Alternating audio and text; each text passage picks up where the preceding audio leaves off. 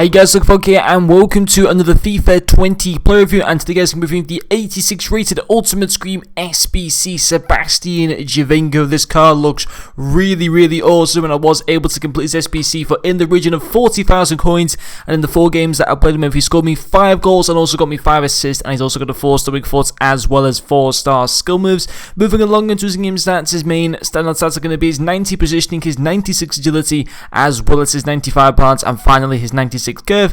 And I did also have the marksman chemistry star applied to this Ultimate Scream Giovinco card, and it is a bit of a shame obviously that he still isn't playing in like the MLS or in the Serie A, which would have made him like even a lot more easier to link him up with. Like if he was playing in the MLS, you could have linked him up with maybe the Schweinsteiger cards or maybe some of the MLS Player of the Month SBCs we've had, but he does play in the Saudi League, which towards the end of FIFA does become quite a fun league to go for, but at this stage of FIFA there's not really anyone that's amazing to kind of pair him up with.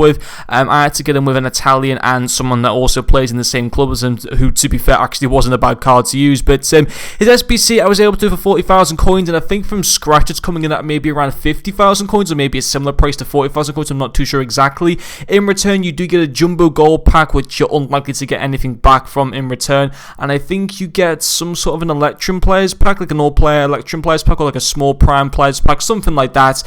So okay packs in return, but certainly not the best. But obviously I'm mainly here to see how he plays in FIFA, and in terms of how he plays in FIFA, I think he's fantastic. I think, you know, physical wise he's not the best, but you know, at the end of the day, he is playing as a striker, so because of his good pace, his amazing dribbling, having good physical is not a necessity. Obviously, if he was slow and had poor dribbling, then, you know, you would need his physical to be good to be able to hold up the ball. But Giovinco doesn't really require good strength because he's got amazing dribbling and okay pace as well to be able to use that as his kind of, you know, style of player, essentially to be able to, you know, beat defenders and stuff like that and stuff. But getting into his pros for me, his first one is going to be his finishing, fantastic finishing stats, and obviously that marksman chemistry just makes them absolutely phenomenal, and he got me 5 goals in 4 games. Great finisher in game, absolutely fantastic. His positioning goes to 95, his finishing goes to 94, his shot power goes up to 93, his long shots go up to 98, and yeah, he's great from, you know, a long distance. He's also good from short distance. He is a fantastic finisher. I think pretty much all the goals I did score from were pretty much on his right foot. Having said that, he still does have a 4-star weak foot, so he's still definitely capable of scoring goals on his left foot. I think maybe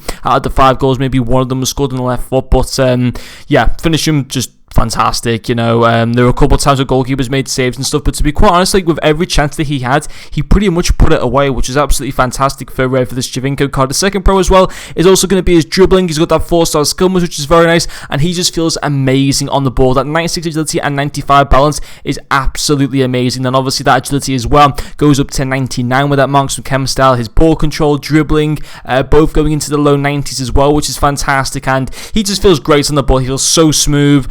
It just allows him, because yes, you know, I mentioned he doesn't have the great height, he doesn't have the great physical, but he doesn't need to have those good stats because he's got that dribbling and pace, which just makes him a nightmare for defenders as it is. You know, he's got that dribbling to be able to just, you know, get past them by using skill moves or whatever, and yeah, it is just fantastic. So another really good part of the card. In this final pro as well will also be his passing, 5 assists as well.